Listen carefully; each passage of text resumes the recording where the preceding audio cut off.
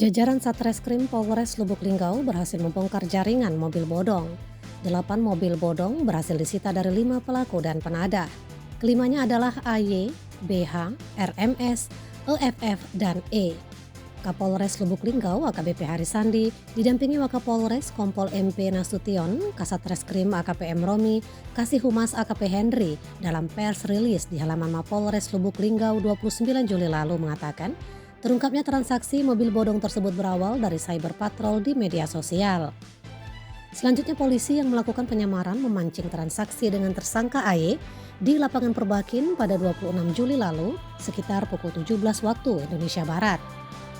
Dari keterangan tersangka, menurut Harisandi diketahui ada puluhan mobil yang sudah mereka jual ke masyarakat. Sementara kepada polisi, AY mengaku dirinya hanya bertugas menjual dan menawarkan mobil melalui media sosial.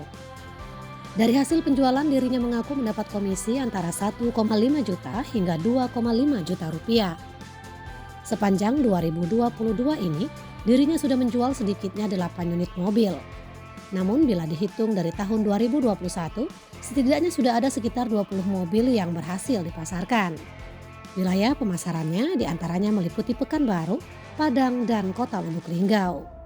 Mariati melaporkan dari Kota Lubuk Linggau.